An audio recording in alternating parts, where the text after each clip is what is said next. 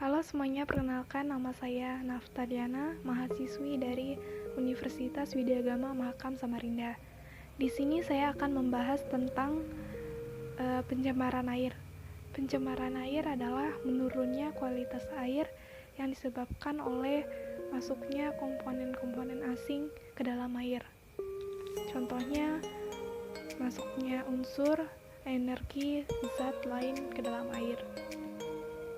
Contoh pencemaran air dapat terjadi pada air laut, air sungai, dan air danau yang diakibatkan oleh kegiatan manusia. Indeksi pencemaran air dapat berupa perubahan warna, rasa, bau, hingga kualitas air itu sendiri. Terdapat 10 penyebab pencemaran air. Yang pertama, pencemaran air karena limbah rumah tangga. Contoh pencemaran air paling sederhana adalah dari limbah rumah tangga. Polusi air jenis ini biasanya dari air sabun, sampah rumah tangga, dan lain hal yang mungkin terkesan sepele dan sehari-hari, padahal menyebabkan dampak pencemaran air yang signifikan. Yang kedua, pencemaran air yang disebabkan oleh limbah industri. Penyebab pencemaran air ini merupakan faktor pencemaran air yang paling besar. Limbah industri yang langsung dibuang ke perairan tanpa diolah terlebih dahulu menjadi penyebab pencemaran air. Yang ketiga, pencemaran air dari sektor pertanian.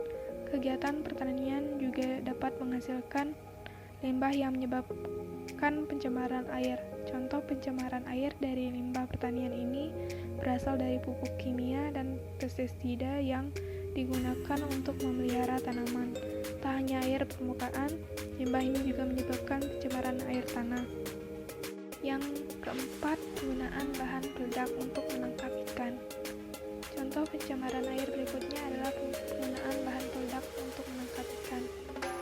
Meski ilegal alias dilarang, cara ini masih sering digunakan sehingga menyebabkan pencemaran air dan rusak ekosistem air. Yang kelima, pencemaran air karena deterjen. Deterjen juga menjadi penyebab pencemaran air.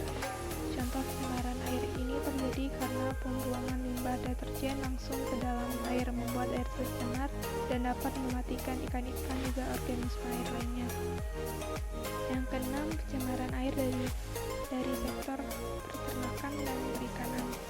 Sektor peternakan dan perikanan juga mampu menyumbang limbah untuk contoh pencemaran air yang terjadi. Limbah peternakan dan perikanan yang dihasilkan berupa kotoran ternak dan sisa makanan ternak bisa menjadi penyebab pencemaran air jika tidak diolah terlebih dahulu. Yang ketujuh, pencemaran air karena sampah. Sampah menjadi penyebab pencemaran air yang paling umum. Kebiasaan buruk membuang sampah sembarangan, baik sampah organik maupun anorganik, ke sungai dan laut dapat membuat perairan tercemar. 8. Pencemaran air karena pengundulan hutan. Penyebab polusi air berikutnya adalah pengundulan dan perusakan hutan. Hal ini disebabkan pembuangan kayu, ranting-ranting, dan dedaunan yang menyebabkan sumber air menjadi tercemar. Oleh sebab itu, hutan yang masih tersisa di bumi harus dilestarikan demi hidupnya ekosistem. Yang kesembilan, pencemaran air dari sektor pertambangan.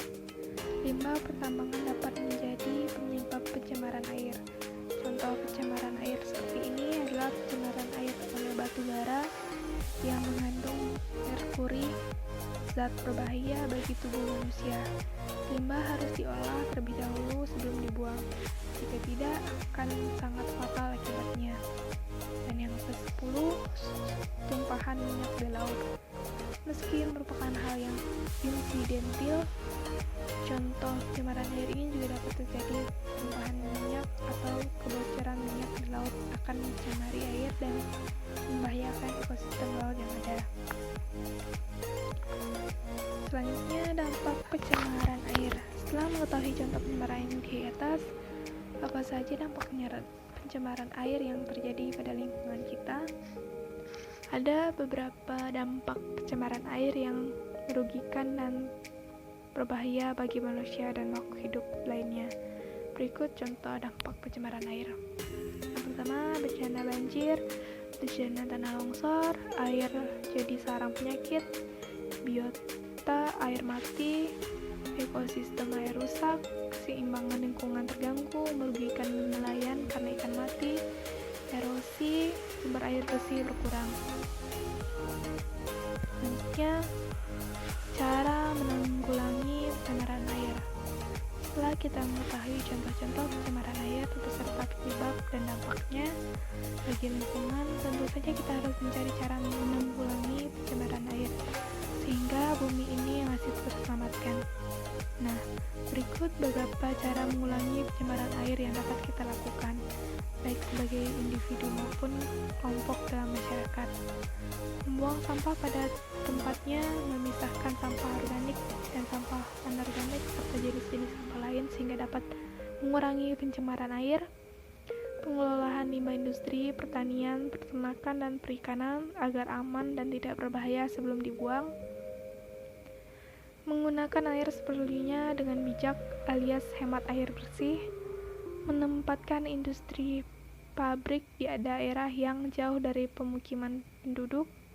Mengawasi penggunaan pestisida dan zat kimia berbahaya lain yang digunakan oleh perusahaan, industri, atau perseorangan. Mencegah terjadinya pengundulan hutan dan melakukan program reboisasi. Mengurangi penggunaan deterjen kimia di lingkungan rumah tangga. Rehabilitasi lahan kritis yang bertujuan untuk meningkatkan konservasi air bawah tanah.